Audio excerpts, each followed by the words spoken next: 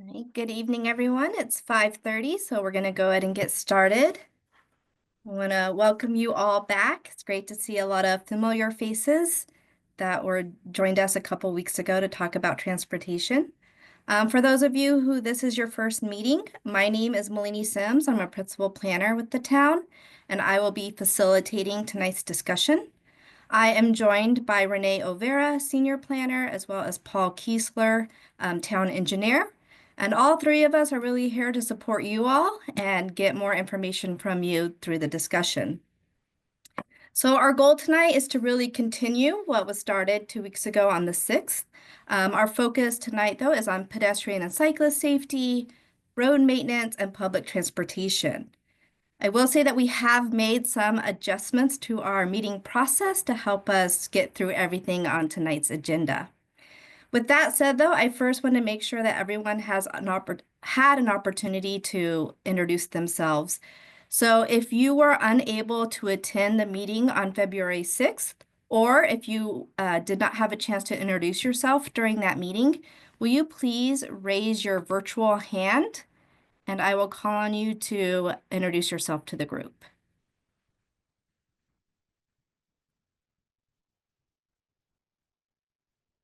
All right, so Matt, if you want to go ahead and tell everybody your name and maybe some information about yourself.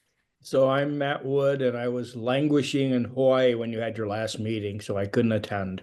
Um, I'm on the Parks and Rec Advisory Board and also on the VCA board. So I kind of interact with the town and with Rancho Vistoso, and this is all good stuff, and I'm happy to participate. Thank you.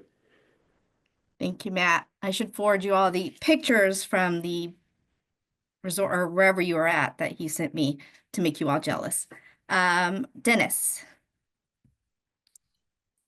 Hi, I'm Dennis Roberts. I am the interim Stormwater Utility Division Manager. I missed the last meeting and I'm here available for questions. Thank you, Dennis. All right, is there anyone else who's joining tonight that didn't participate in the last meeting or was unable to introduce themselves during the last meeting? Okay, not seeing any hands raised. Before we get into the discussion, I just have some quick background information to share with everyone. Just one moment while I pull up some slides.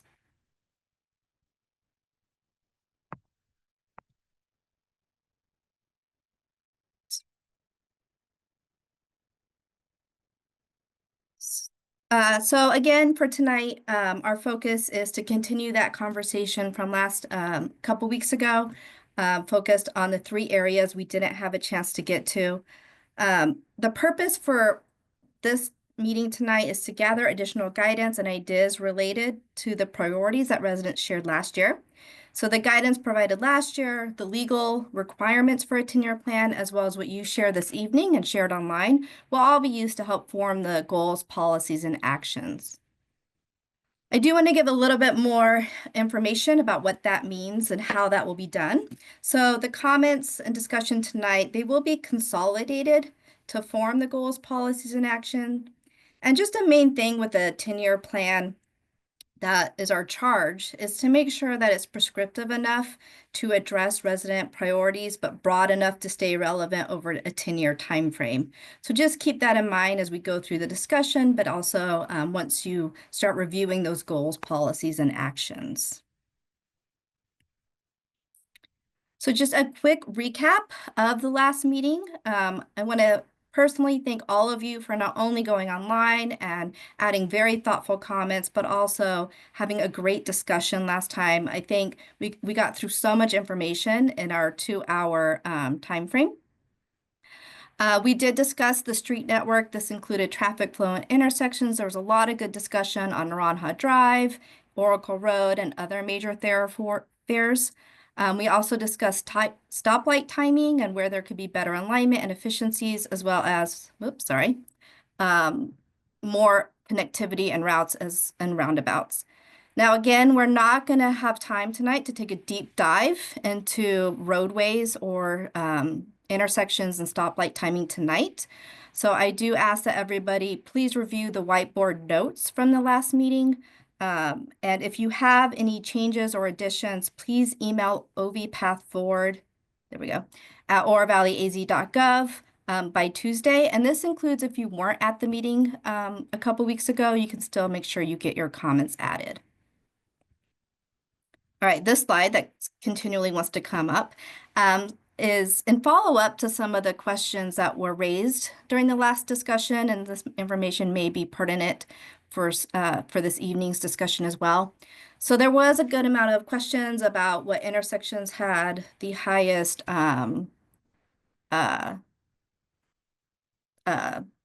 traffic collision, incidents, and how that pertained to the amount of traffic going through each intersection.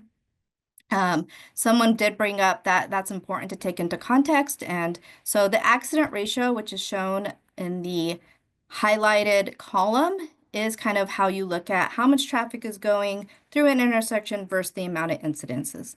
So anything over a 1 is kind of what alerts the town that we should provide more exploration into that area to see really what's going on. We also had a really good conversation about traffic light timing, especially on La Cañada Drive. Again, we won't have time to discuss that element again tonight, but if you do want to kind of talk more about traffic light timing and what can be done now outside of the 10-year plan, please contact Paul Kiesler at pkiesler@orovalleyaz.gov, and he can follow up with you. So for tonight, just a couple of background information for our topics we're going to be discussing is with respect to pedestrian and cyclist safety. Last year on OV Path Forward, we did have an opportunity for residents to go ahead and map where they feel that bike, pedestrian, and other safety improvements are needed. Some commonalities between all 3 maps were that there needs to be increased access and connectivity to shops, schools, and parks. More signage, looking at surface treatments, as well as the widths of sidewalks and paths, as well as crosswalk signals or protected crosswalks. Again, we also did what we called the Big Community Survey. This is a statistically projectable survey. So what that means is that when you look at a percentage like 74%, that really represents roughly 30,500 Oro Valley adults. And what we heard from the survey was that increasing pedestrian safety and cyclist safety at major intersections is a top priority, as well as having more routes and connections and other modes of transportation available. Now, when it comes to pedestrian and cyclist routes, Oro Valley does have paved shoulders. It does have sidewalks, multi-use paths, as well as signed bicycle routes. I do also want to make a quick plug that OV Trails Connect has launched. So this is a separate effort from the general plan, but it really aims to gather community input to create a trails plan, looking at unpaved trails as well as paved paths. So those are your multi-use paths that are along roadways, but they are separate from the road. You can go to ovtrailsconnect.com to get more involved. They also will have a survey launching on Monday, as well as stakeholder groups and other opportunities to get involved. Second, we're going to move on to roadway maintenance and landscaping this evening. 91% of residents prioritize maintaining roadways in a proactive manner. This not only was a top priority for roads, but it was also one of the top priorities surrounding all different elements that were in that survey. Currently, Oro Valley invests $2 million annually for the pavement preservation program. Now that is only for public streets, which are shown in blue on the map. There is also private streets, which are shown in red, and those are maintained by private property owners. Generally, that's an HOA. And then lastly, for public transportation, 48% prioritize increasing public transportation options. Now, there were questions I saw in the comments of, well, what type of options were they particularly meaning? That's where we're asking you all to help in that conversation to help define what types of options Oro Valley should be exploring. Now, there were some additional comments that were made online at events of why folks wanted to prioritize public transportation, and it was really to reduce the dependency on vehicles, have more options for seniors with bus stops, as well as transportation between Oro Valley and Tucson. Currently, Oro Valley has the Dial-A-Ride program, which has substantially increased over the last 10 years in terms of ridership as well as the amount of minibuses. There are a few commuter bus routes that do go from Oro Valley to Tucson through SunTran, but weekend service is needed. Now, just a quick reminder, we are going to be using the Zoom whiteboard this evening. So if you have trouble viewing the notes or you need the font bigger, you can always use the navigation menu in the lower right-hand screen. That will adjust your zoom. You could also use the hand icon to pan around the screen. And again, that will only adjust your zoom. It does not affect anybody else's. So please feel free to use it as you need. And then lastly, before we start our discussions, I just want to remind folks of the ground rules. We need everyone's help to make sure that this meeting is efficient and productive. Again, we have a lot to get through tonight, but I'm sure we will get through it. But I do ask everyone to stay focused on the categories or topics at hand so we can get through everything.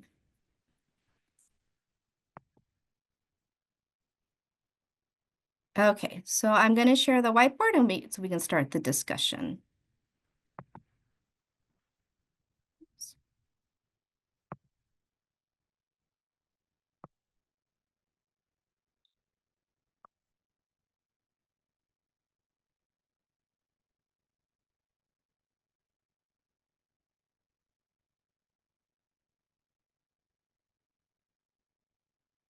All right, I know everybody can't read it, but can everybody at least see the whiteboard, even if you can't make it out?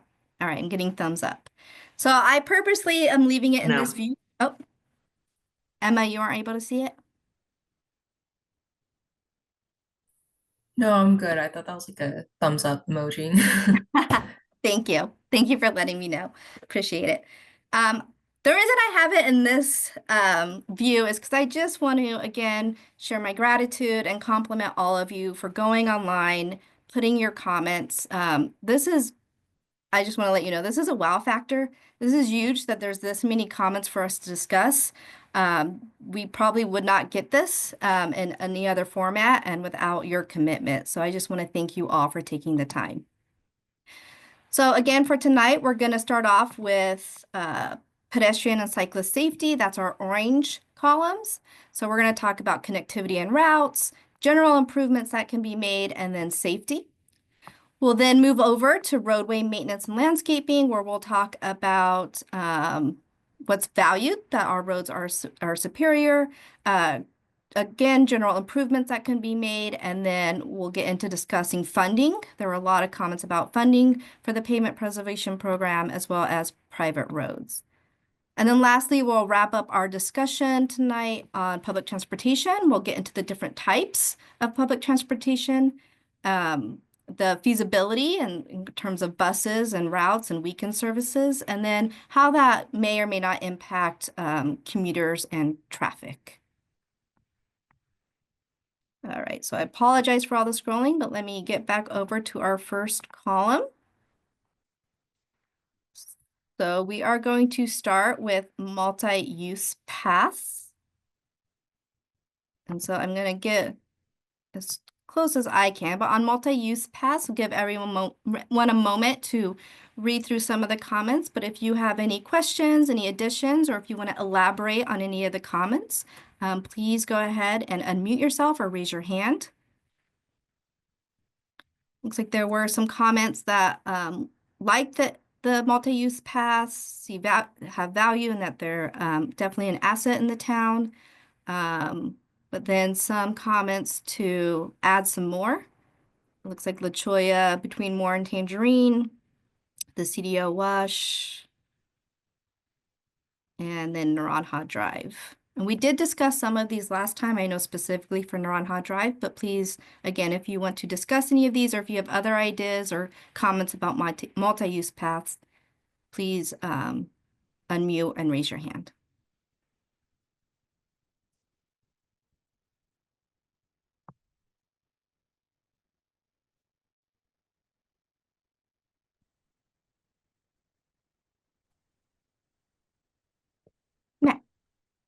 Yeah, I think the really important one, and we're addressing it now, is the between La Cañada and Naranja that are going down Naranja, so it completes the loop to the park so people can bicycle to the park or walk to the park.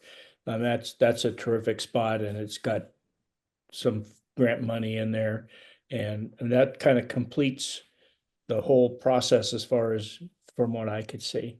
But that's really a good thing. Great, thank you. All right, so I've added that comment as well. And Mike, I can't tell if you, Yeah, I'm, just in a general concept, when the town plans out street widenings or improvements and all of that stuff, this connectivity thing needs to be in each one of those plans. So if you're gonna make a street go from 1 to 2 to 3 lanes, it needs to be, you need to think about the bike paths and the rest of that stuff also being on that street. Not as an afterthought, but as a way to do it. great, thank you. Thanks. All right, and we've got that one down as well.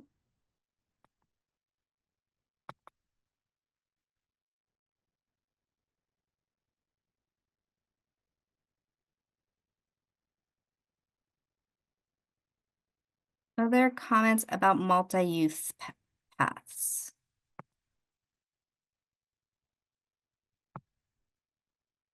All right, I'm gonna move on. We can always go back though if you think of something. Oh, I'm Jody, did sorry, you want to Melina, talk? yeah. Oh, you're good. On the multi-use paths, especially the bike paths that are adjacent to the roadways, Mhm. I think the most important part is getting them cleaned properly, because what happens is the cyclists ride right on the line because that's the least affected by road debris, rocks, gravel, sand. The closer they get or further away from the car lanes, the harder it is for them to ride, especially on street cycles with thin tires. And so they're riding really close to the cars. So if we could put something in the plan to address the cleaning of those, I think our cyclists would be safer because they could ride further away from the vehicles. Great point, great. All right, we have that down. And Robin? Yeah, I'd just like to add to that to say that I think there's a culture of riding on the white line. It's been around for years and years, and my husband was a cyclist. I've never done it, but I think getting cyclists involved in that conversation might be worthwhile too, because I don't know that we're ever going to get it clean enough for cyclists. And so I think sometimes we're kind of limited with a solution that maybe really isn't going to be a solution, and we should have a real honest conversation about what is viable and what is workable. Because it does concern me when the cyclists ride on the white line, because we're required to give them clearance, and then we think the bike path is their clearance, and then they don't use it, and I understand why. So don't, if there's any cyclists here, I'm not against cyclists. Okay, so I understand why they don't do it, but I also understand how that can cause traffic concerns, for the people, the motor vehicles. So anyway, I just think asking some cyclists what they think about it and what they think would be feasible might give us an opportunity to be more thoughtful about how we're going to solve it. Yep. Great point. Thank you. Okay, and we do, I do know there are some comments, and when we get to the safety too, about better separation from vehicles as well as education for cyclists and riders. So we'll definitely touch on that again here, but thank you both for the comments. All right. So there were a fair amount of comments about connectivity, connections to other parks, as Matt mentioned, even with regard to Naranja Park, but even looking at Riverfront, connections to the loop, and then connections to shops or schools. So does anybody want to talk more about connectivity with regards to our pedestrian and bicycle routes? Maybe what's working for you, where your concerns are, where there's gaps. And I'll give you all also a moment to read through some of these comments.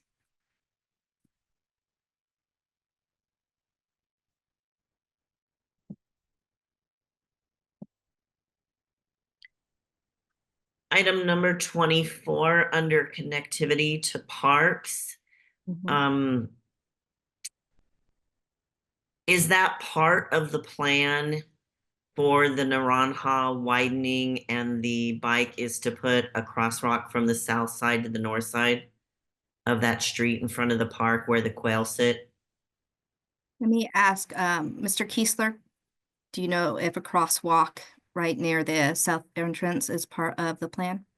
So currently it is not. And the reason is not is because we don't have the safety warrants in place to be able to put a mid-block crosswalk across there.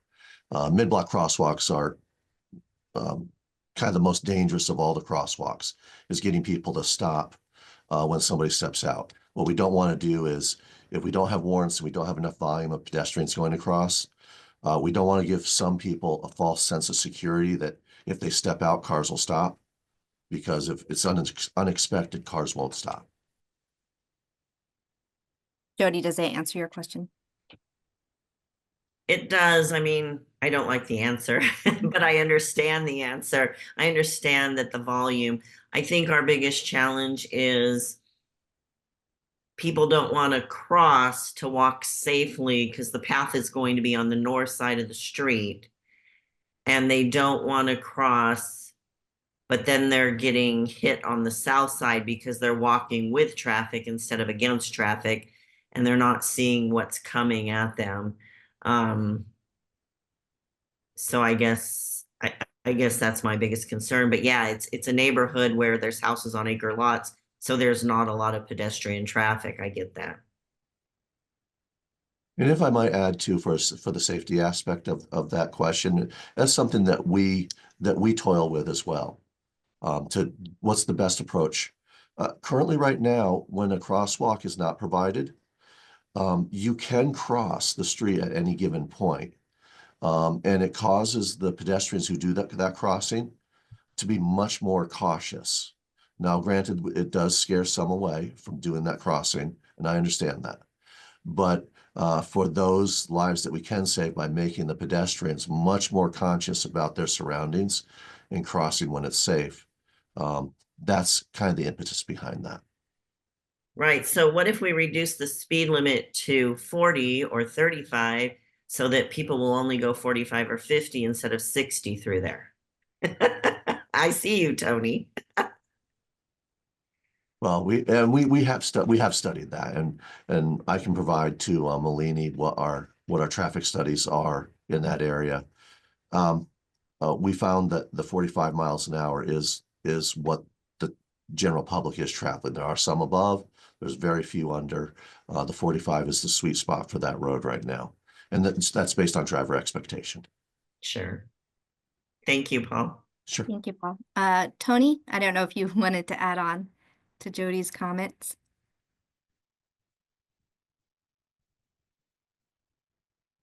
All right, not hearing anything. Okay. Other comments or questions with regard to connectivity of bike routes and pedestrian paths? Mike. Yeah, this is a big question for Mr. Kiesler again, and it's a question on an existing connection, at Riverfront on Lambert. You know, there you do have the pedestrian crossing, and I've always found the timing of it it's yellow for a really long time, and it really kind of causes people, so people stop when it's still yellow, and then people start crossing, and pedestrians start using it when it's yellow before they get to walk. And compared to every other place in Tucson, that one stays flashing yellow for an extremely long time. And I've just always wondered that. And since you're here, I guess I figured I'd ask Mark. It's semi on topic. Okay, thank you. Noted. We'll go ahead and we'll look into that and see what that signal timing looks like. Thank you, Mr. Kiesler. And Mike, I just want to make sure I heard you correctly. You're talking about the crosswalk in front of Riverfront Park. Was that? The Hawk. Yeah, right. Yeah, Riverfront, right at Lambert, Ron Lambert there. Okay, thank you. I just want to make sure I got your comment correctly, accurately. Okay. Other thoughts about connectivity before we move to the next column? Okay. So the next column was related to signs and amenities along routes. So there's definitely comments about having more signage to share the road for safety. There are a couple comments about that. Drinking fountains, that even if they're there, some of them aren't working. More street lighting, making sure just overall the paths are maintained and enhanced for nighttime safety. Paving the path between Greenock and the Loop. And then stop signs. So Jody? Yeah, Malini, my biggest concern in Oro Valley these days is the memorials that are popping up, unfortunately, because we're losing people. And more, I want to be kind, but it's getting out of hand of heavy concrete statues, huge crosses that are lit at night that are distracting to drivers.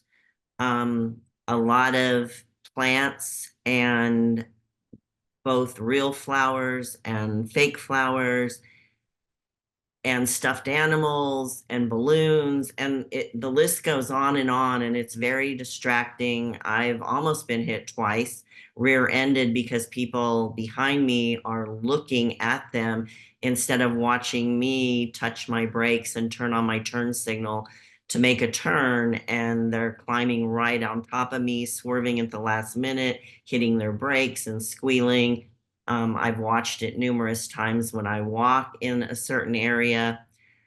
These memorials are in people's front yards, and I've reviewed the sign code and I've talked to the city.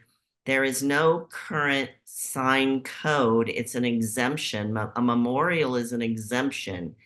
And so they keep adding more and more and more stuff to our roadways, things that are blowing into the bike path, things that are falling in, things that are heavy if somebody hit them. It could damage a vehicle. So I would like to see us adopt a memorial type ruling in our sign code. And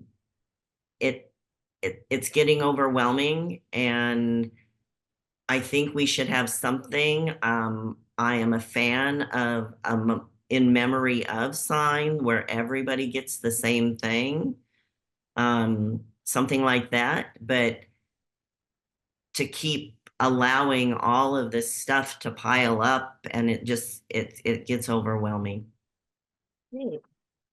Thank you. So I've added your comment in there. But what do others think about, you can talk about memorials or just the amenities along paths? Anybody else have thoughts about memorials? There are a few around town. Mark? Oh, Mark, you're still muted.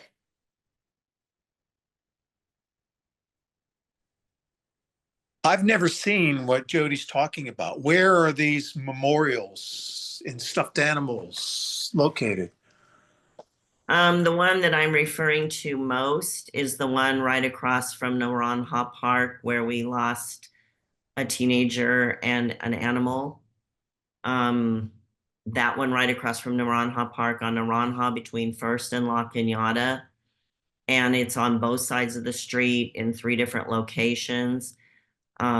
That's the one that's mostly getting out of hand, and in my opinion is that location is being abused and is a challenge for the city. There's another one that's very well done on Naranja that you can barely see that there is a memorial there. Has a little pink cross. Of course, there's the one where we lost students at La Choya. And I think that one I think that one's probably gone now, but it was at La Choya and Naranja as well. Of course, we have our painted white bicycles. I haven't really seen any in the town of Oro Valley. Right outside the outskirts, we do have some painted bicycles where we've lost cyclists. But I think before it gets any bigger, we should have some rules around it so that we can Okay. clean it up. I don't know what else to say about it, but it does need to be cleaned up. Sure. Thanks, Jody. Tony? Oh, you're muted, Tony.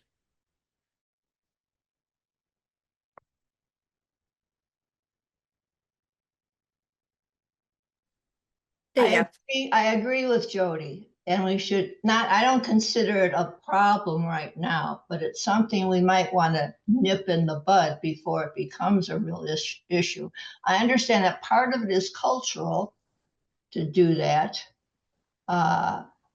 So we may have to, tread lightly on some rules, but I support her position on that.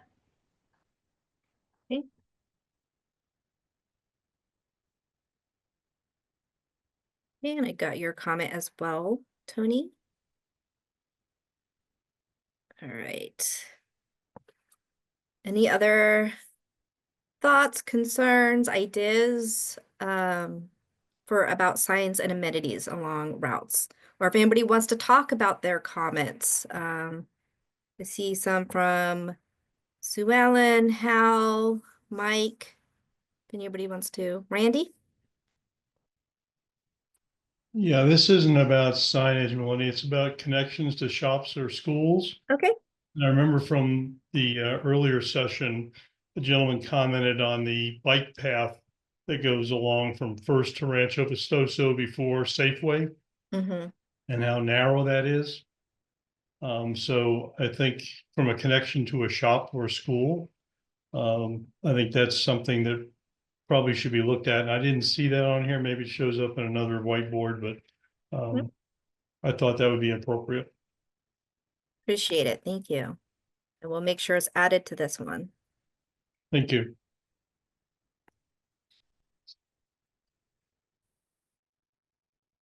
Okay.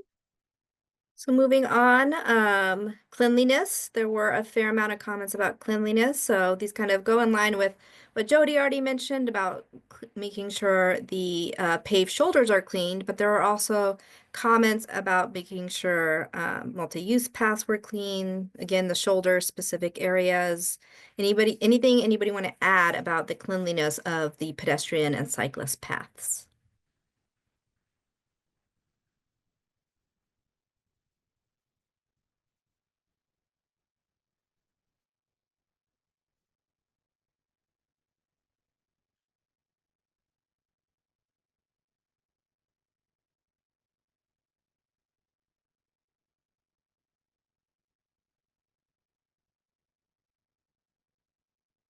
Randy. I just don't, do we have any contracts in place now with someone to clean these paths or take a look at them? Or is this something that we just have to consider as a new cost or a new project? Mr. Kiesler, if you want, do you have an Sure. answer for that? Yeah, so your comments are noted. I need to talk to my operations folks because we are required to maintain those, to maintain all debris on our paved surfaces.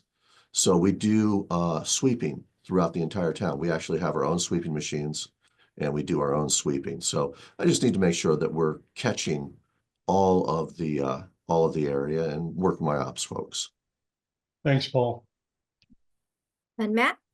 Yeah, I just, after listening to the last program, I looked at the roundabout now at Moore and La Cañada, and right along all of the balusters there, you can see there's lots of rocks kind of right in there. So when the street sweeper goes by, you can't pick those up because those things are in the way, and that's where they all end up. So Now you've made me look at it. Thank you for the comment, and I'll add it on here that the street sweepers cannot pick up the rocks, which can be detrimental if you're trying to ride through something. So that's a good comment. All right, we'll keep moving forward. So the almost last category in this one was about promotion. So definitely a lot of comments about Oro Valley being a bike-friendly town, and that accommodating to bicyclists and pedestrians, but also encouragement to promote that as something to help, increase tourism, but also just something that we can promote more.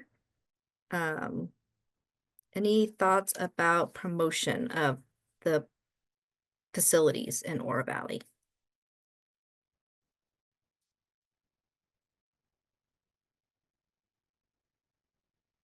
Matt.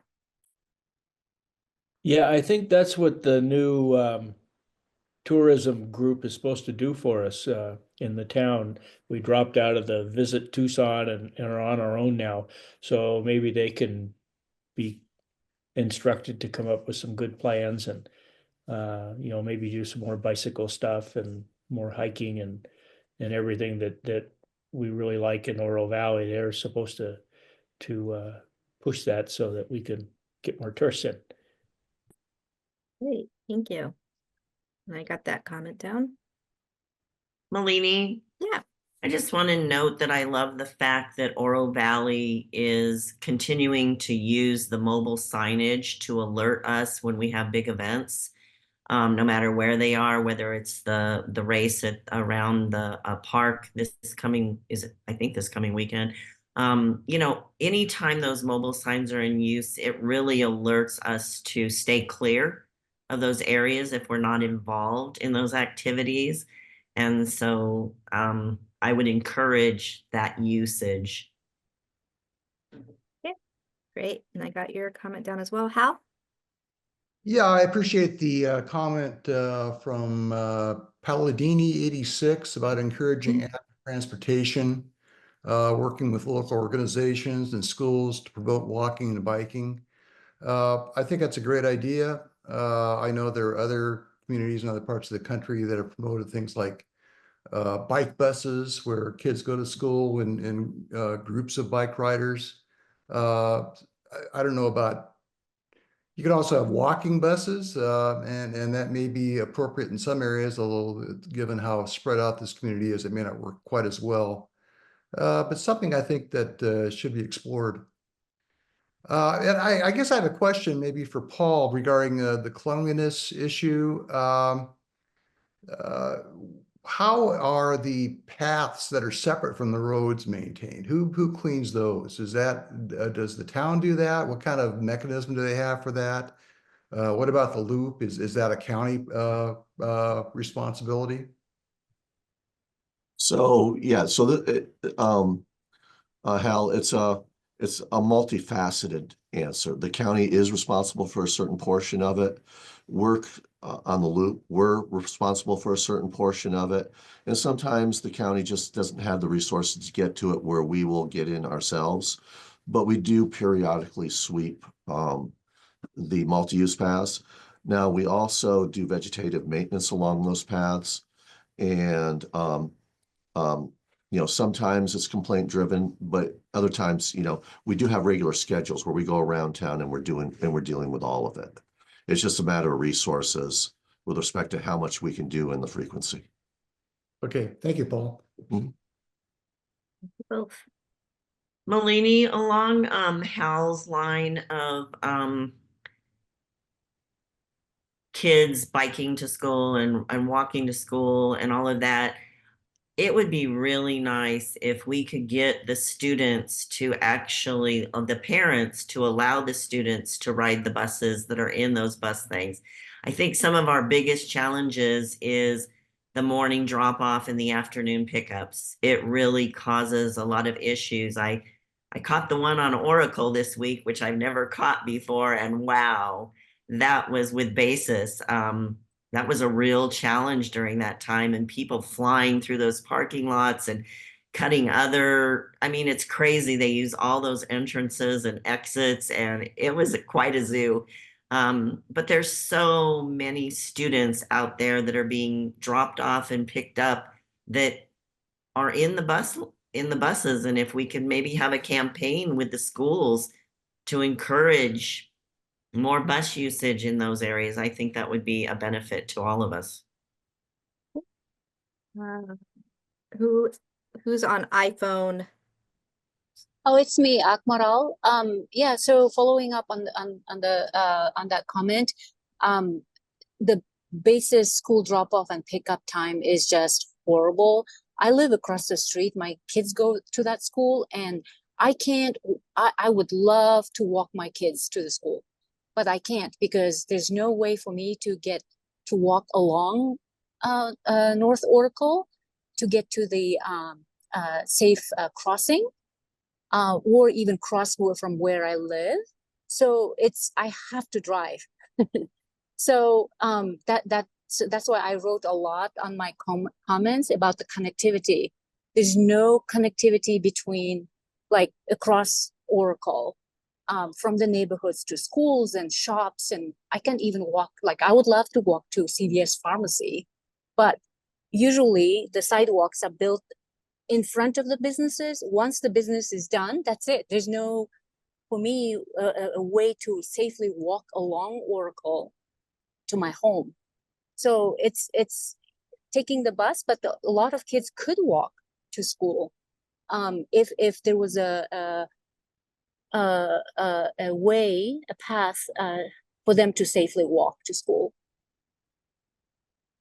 Thank you, Admiral. Others who want to discuss, if you want to keep discussing getting to school, I know there's some students online, if you want to share your experience, or if you could walk or bike to school, if that would be appealing to you and your friends. Emma?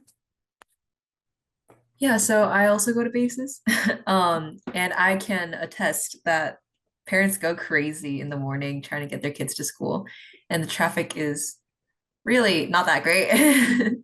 But definitely I feel like bus usage is a very efficient and probably is going to be a pretty successful way to take care of that. But I also agree with like making a path for students to walk there instead, because that would also help with like, well, I don't know. I know it's not that much problem in Oro Valley as much as other places, but like pollution, just like less vehicle usage on an independent front. But yeah, I definitely agree with those. And as a student, I can definitely attest to that kind of solution. Thank you, Emma, for sharing your experience. And we got all those comments down as well. So moving to the next area, this it starts getting to the safety aspect of pedestrians and cyclists. So first, there were comments about education, you know, getting more safety information out, maybe in the new Explorer OV app, just education for how to share and use the multi-use paths, guidelines for folks. This also kind of gets into the next category, so I am just going to inch over a little bit more about designated areas, because there were a fair amount of comments of cyclists using sidewalks, not sharing the multi-use paths, and not cyclists specifically, but people not sharing the use paths or knowing the proper etiquette. So let's discuss these items. So we can discuss both education and designated areas at the same time.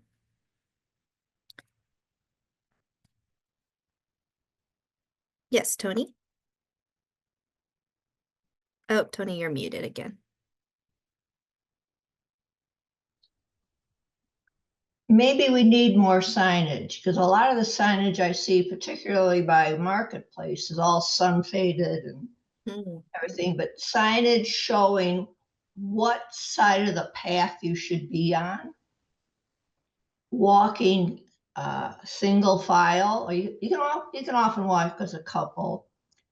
And then, oh, now I lost my thought.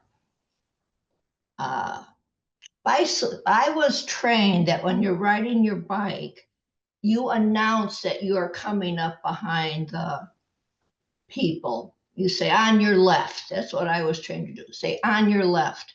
Bicyclists coming up behind me when I'm walking don't say anything unless I hear the bike. So that too falls into more signage or education. People, maybe they don't know the rules. Right. Yep. Good point. Sue Ellen?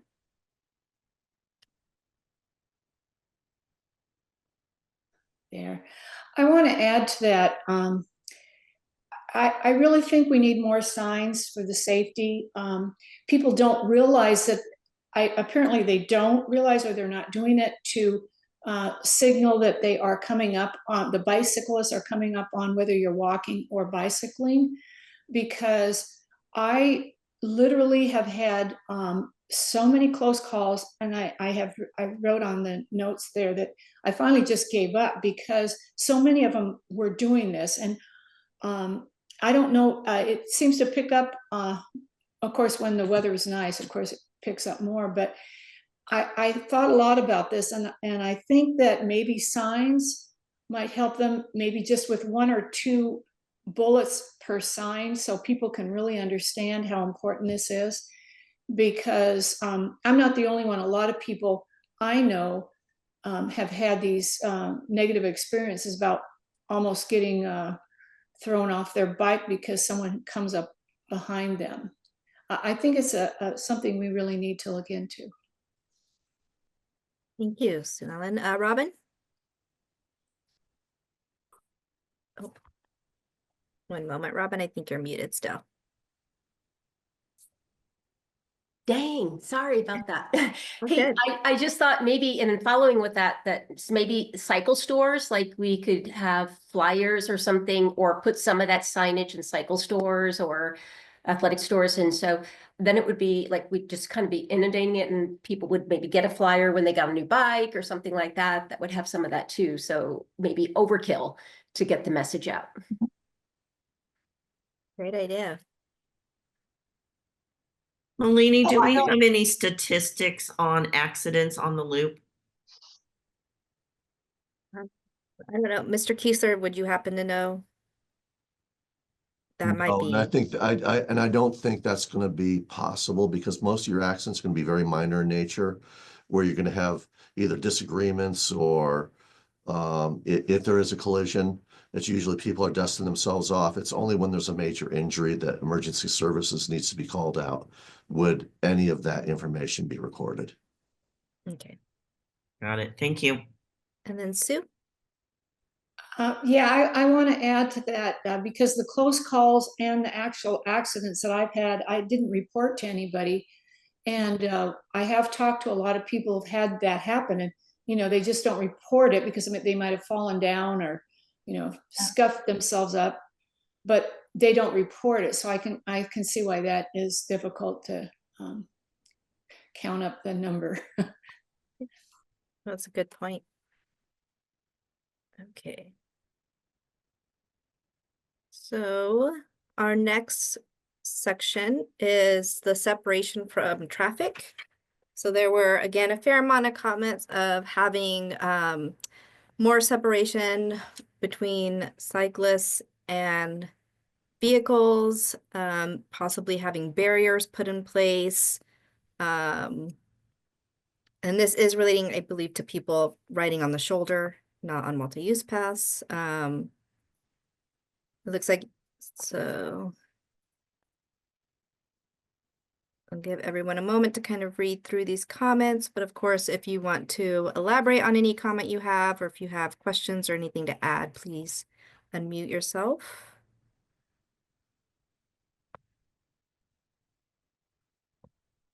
There were also a couple comments at the bottom that we did kind of get into last time, but happy to discuss further as part of the context for this conversation. And that's having the bike wider shoulders on La Cholla, Moore, Naranja. I think this is where First and Tangerine kind of comes up as well. It looks like Tom even noticed that in downtown Tucson, they use curbing or rubber dots, something again that's a physical barrier between cars and cyclists.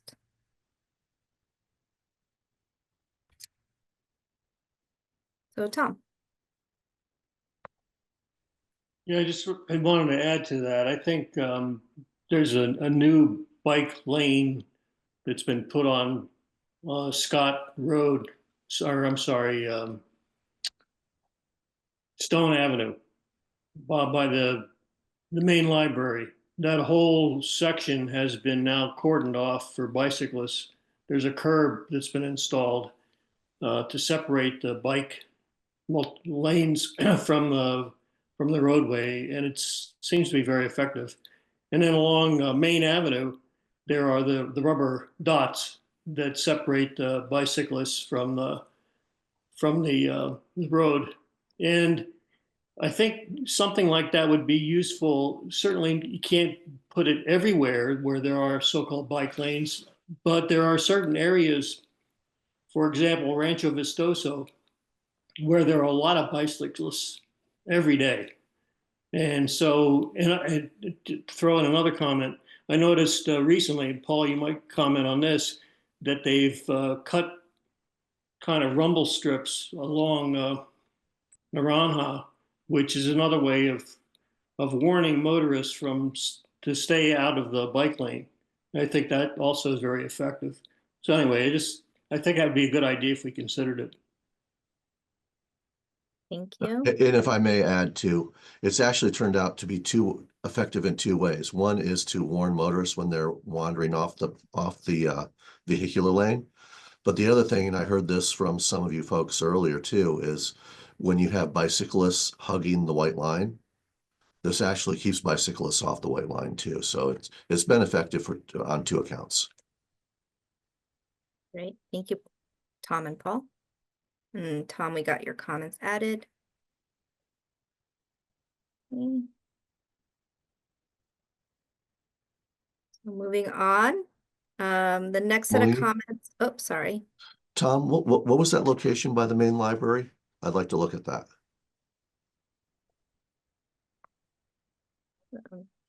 Tom, you're muted. You're muted. Did you hear what it was? Stone Avenue, all the way from Broadway and Congress, going out of town, past the library, and it must go on for at least a mile. Okay. And it's a very recent improvement. They basically took out the parking meters, which I wasn't necessarily in favor of, but they added that curbing to keep the cyclists away from the automobiles, and it's very effective. Well, thank you. We'll take a look at that. Thank you. Okay, so the next two columns were more about enforcement of safety and some of the behaviors you all are witnessing out there. So the first column is related to cyclists and pedestrians, and the second column is related to drivers.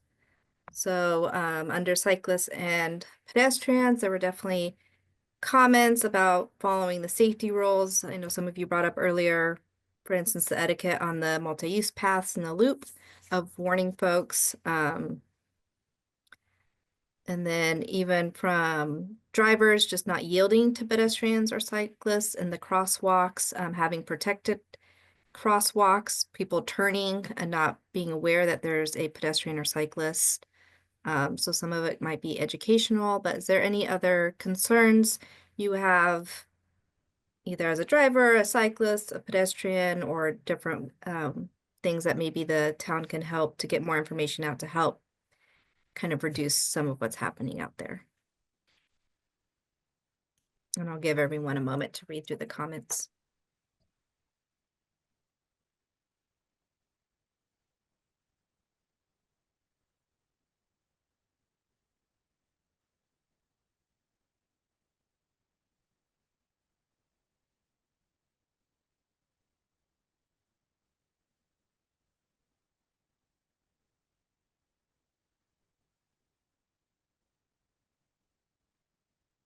Matt. Yeah, I go First Avenue and turn right on Oracle a lot. And sometimes you just don't see those pedestrians, and all of a sudden you go, oh God, there's somebody there as you were turning. I don't know, maybe a sign that says, watch for pedestrians, or, anything to help remind you to look over to the side before you zoom through there, because I've seen a couple of times that it was closer than it should have been. Thank you. Good point. And we did hear last time too that Oracle and First in general on the right turn lane movements are difficult and distracting for folks. Oops.